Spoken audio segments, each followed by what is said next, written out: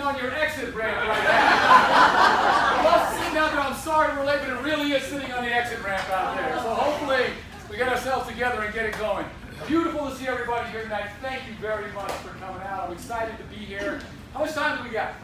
As much as you want. All right, well, I gotta warn you, I'm a statistics professor and my class is 4 hours long. So I got energy to do this, guys. I got energy to do this. And I got energy to do this because let me tell you why I am excited to be here, excited to be in front of you. You were looking at a working class kid from Arizona who is this close to being governor of his home state. Woo! Woo!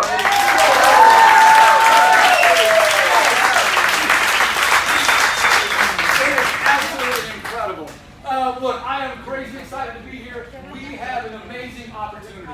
I have said for a year plus that I would not be in this race if the numbers weren't there to win.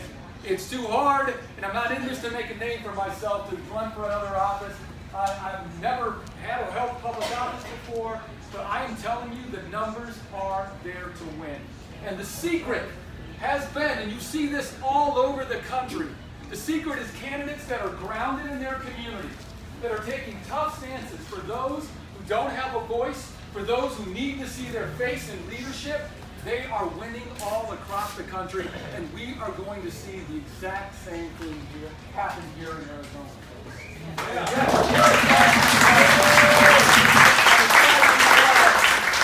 Because let me tell you what people are looking for. First and foremost, they're looking for some integrity.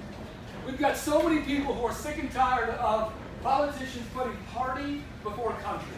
They want some integrity, folks. They want somebody who's going to get up there who has who has served, who has been part of, and is willing to stand up and say, we are going to do what is in the best interest of Arizona, of the United States, of people, instead of being in the back pocket of special interest in corporations. All right? And so, who you have in front of you, when you talk to people and let them know the opportunity they have, is you have a candidate here who in front of you has served their country. I'm an Army veteran. I joined the military when I was 17. I turned 18 in basic training. My dad had to sign for me to go.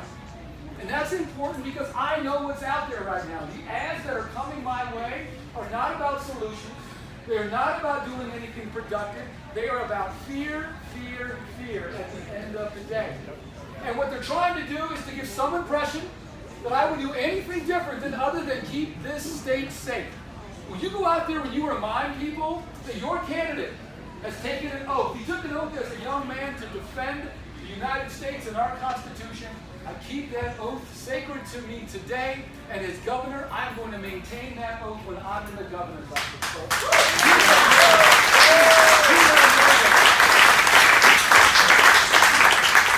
Let's say they push back a little bit. Let's say they push back a little bit, and you remind them that this time around, Democrats, we have the patriot in the race this time around. So remind them. And let's say they push back even more. Then you tell them this. We've got a clear choice in Arizona. 2 candidates for governor. One that served their country and one that served ice cream. Which one are we going to take?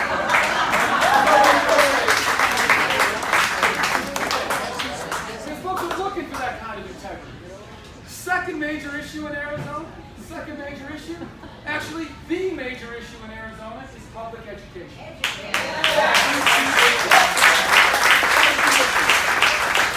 Okay, on the other side wants to talk about fear, but Arizonans want to talk about public education. It is the issue that, to be honest with you, is near and dear to me. It's the reason why I jumped in the race. Is because when Doug Ducey signed the universal voucher bill, we were headed down a road for privatization. And I knew as soon as that happened, we would have a society of haves and have-nots in the region. But I am standing in front of you for a couple very simple reasons. First, my mom and dad got up and went to work every single day. Nothing exciting, but boy, that was really helpful and amazing in my neighborhood. It was a tough place.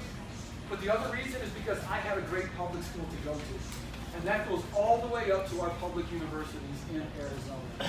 And so if folks are asking about what the future of Arizona is going to look like, you let them know that we will never have a governor more submitted to public education than me. We're going to get out there and fight for public schools. Our teachers are out there fighting for public schools because they recognize that public education is the pathway. It's the pathway to social mobility.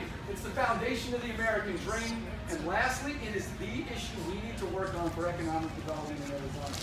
Look, we're always talking about growing our economy and bringing in high-wage jobs. We see Arizona growing, but you may not recognize we're behind every single one of our western neighbors except for New Mexico consistently.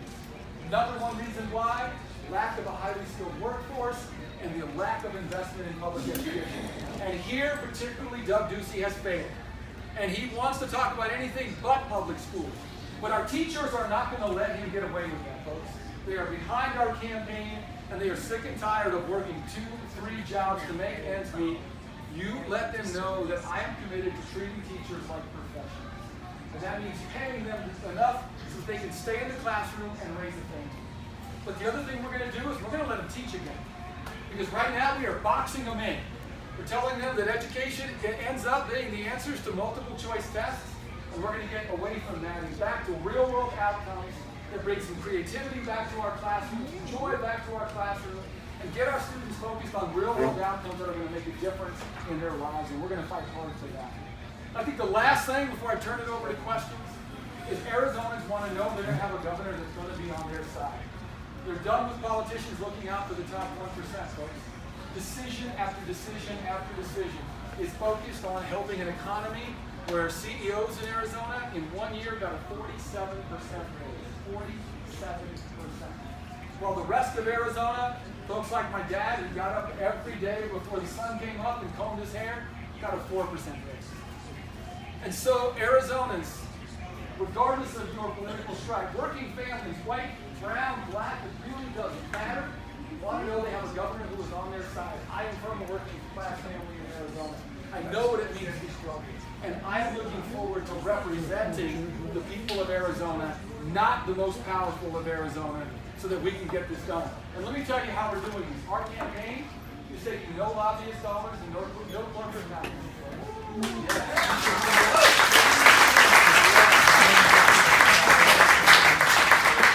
Let me tell you what, I've worked out at the legislature. I know how it goes. You all are going to go back to your lives. Go back to doing what you're doing. Those lobbyists who give politicians money, they're going to hang around over there in the Capitol. And they're waiting to make sure that they get what their clients paid for. But when we win with people power in Arizona, we can go back and represent the people of Arizona. And so the vision, because I've been there enough times to know exactly what this looks like, is to come down the elevator from the 9th floor, see all those lobbyists out there mingling around, and walk right past every single one of them and come back